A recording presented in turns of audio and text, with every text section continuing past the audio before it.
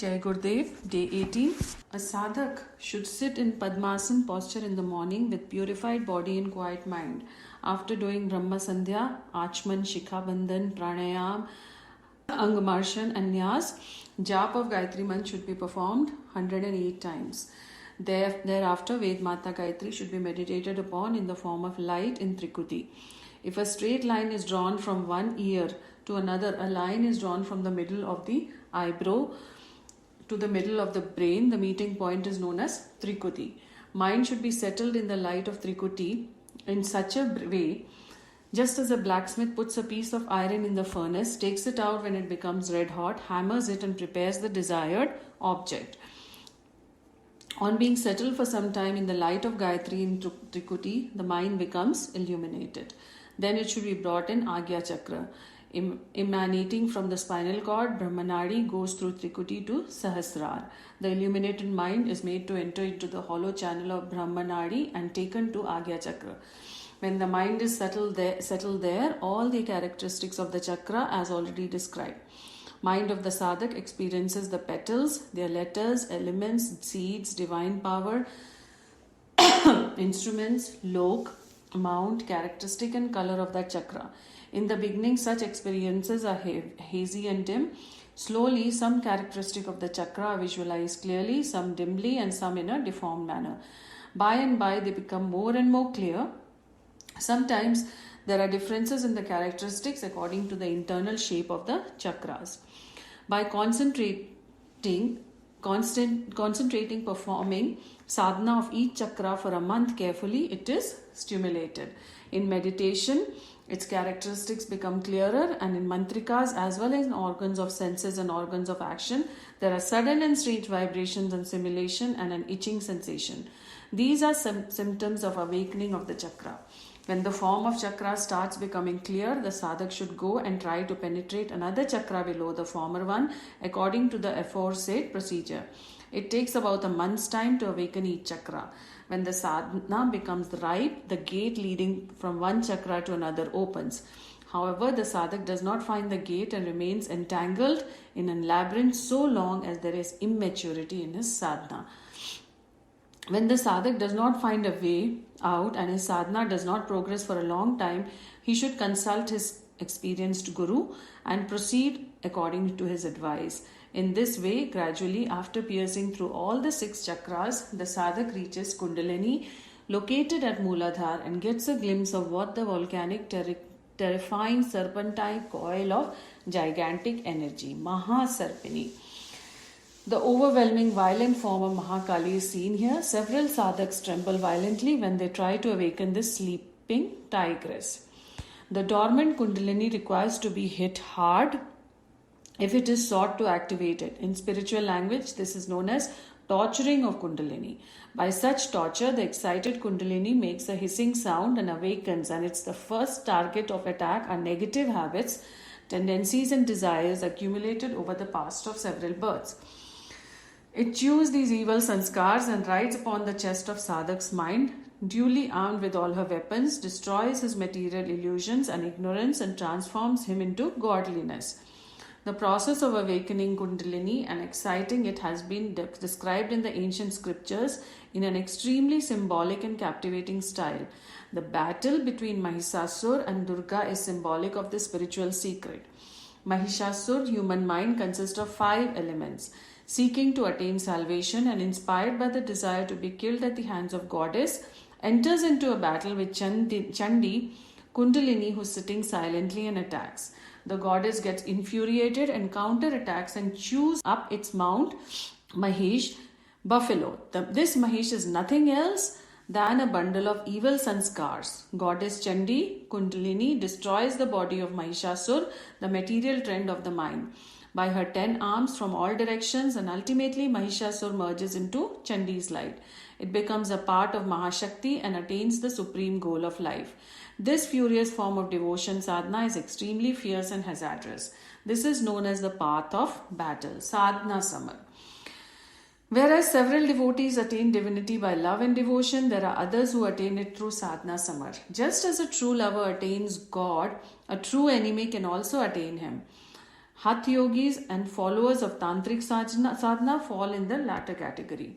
Awakening of Kundalini is a warrior like on the basis of which insignificant individual souls can become great, a living atom transform itself into all pervading divinity. While performing sadhana of Shat Chakra, the sadhak should enter into Brahmanadi and meditate on the chakras daily. Starting from 5 minutes, the daily practice can be extended up to 30 minutes. But extending the duration beyond 30 minutes is harmful, as intense heat is produced by such meditation, which cannot be tolerated after a certain limit. The mind should be brought back to the Trikuti and meditation should be brought to an end. Needless to say, while doing this sadhana, sadhak should observe brahmacharya, take only sattvic food once a day, remain in solitude in a healthy atmosphere, and maintain regularity in his daily routine. By piercing of Shat Chakras and awakening of Kundalini, a sadhak can have a glimpse of the supreme divine energy in Brahmandra and thus attain several great siddhis, occult divine powers. Next is signs of success in sadhana. A subtle divine consciousness emerges in a sadhak by Gayatri sadhana. There is no specific change in his physical form or body, but there is considerable inner change in him. Change is effective in Pranmay Kosh, Manomay Kosh and Vigyanmay Kosh due to the influx of spiritual energies are bound to have their impact on Annamay Kosh. It is true that the structure of the physical body of the sadhak does not change very much, but is equally true that inner changes are perceptibly reflected in the body. When a new skin is formed inside the old skin of a snake, its signs are reflected in its body. It becomes heavy, cannot run fast, and being deprived of speed and enthusiasm, it prefers to lie at one place. When the new skin gets matured, the snake snuffs off the old skin. After this, casting off their fresh enthusiasm and vibrancy in the snake. Smoothness, luster and tenderness are easily visible in this new skin. Similarly, the sadhak also goes through a process of change from inside out. Before his sadhana matures, there are some symptoms of sadness, heaviness, slackiness and lack of enthusiasm. But after attaining maturity altogether, different symptoms starts appearing. So long as a woman is pregnant, she feels heaviness and sluggishness. But after delivering the baby, the mother feels fresh, light and enthusiastic. When the sadhak undertakes sadhana, there is a spiritual impregnation in him. In Tantra sadhana, it has been called Maithun cohabitation. Just as cohabitation is kept secret, so also sadhana is kept secret. When the soul embraces the all-pervading spirit, it gets an indescribable pleasure which is known as complete identification by devotion. When the individual soul and universal spirit meet intimately, the phenomena is known as samadhi. Spiritual union thus culminates in the bliss of samadhi. In Gayatri Upanishad and Savitri Upanishad, several such unions as one between Savita and Savitri have been described. Savita and Savitri constitute one pair. By Savitri Gayatri worship, the sadhak soul becomes like a vagina in which God's brilliance or potency semen is discharged. This process is known as Shaktipat. There can be creation without gross physical sex. Kunti giving birth to Karna and Mary giving birth to Christ are not mere symbolic stories. This can happen. Divine powers are born in this manner by subtle union.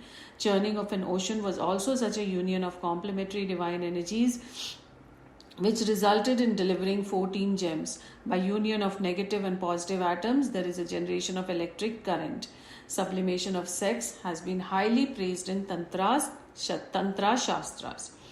The meaning of sadhana is to unite within us the power of devotion and practice and create a new power which is known as siddhi, divine boon or miracle. There are certain prerequisites for attaining such a state. A person may take up any route for reaching his destination, but he has to carry his food, clothes and money for his journey. So all virtues, righteous thoughts and actions are required for performing sadhana of any path. It is rather impossible for a person to take up any path of sadhana if his life remains sinful, vicious and defiled. Therefore, a person who are keen to do sadhana should in the first instant try to purify their mind, speech and body. Then alone can they meaningfully proceed on this path and attain the supreme goal. Union of God and the soul of Savita and Savitri by intimate embrace or assimilation results in spiritual conceiving. This concept is known as bharga in spiritual terminology. The sadhak has to empty and cleanse the vessel of his inner being, senses, mind, and intellect to receive and retain this element of bharga. There are perceptible changes in the natural activities of the sadhak during the transitional period, in which is sadhana attains maturity, just as there are symptoms of distaste, nausea, constipation, laziness, etc. in a pregnant woman. He feels heavy, tense, and dejected like a snake with a slough. Those who are well versed in the science of spirituality know it well what adversities the sadhak is required to face during the period of sadhana. The masters therefore advise their followers to live strictly according to the prescribed disciplines during this period. The sadhak can ease the trials of his transitional period by remaining on restricted diet and have a regular time, as in the case with the woman in menstruation period or when one is pregnant.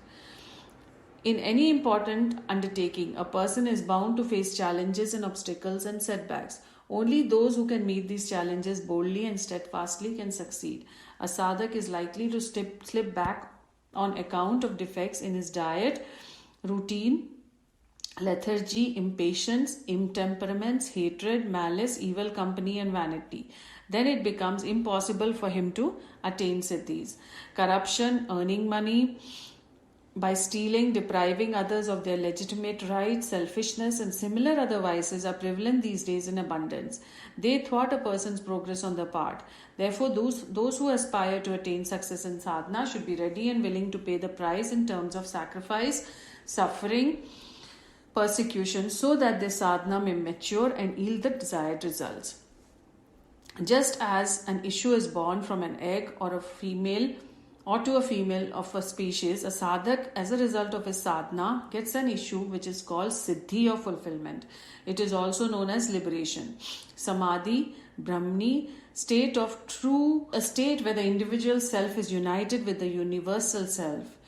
In the beginning, this new offspring is weak, delicate, and tender like a newborn baby. A wise sadhak nourishes it in the same way as a mother nourishes her baby.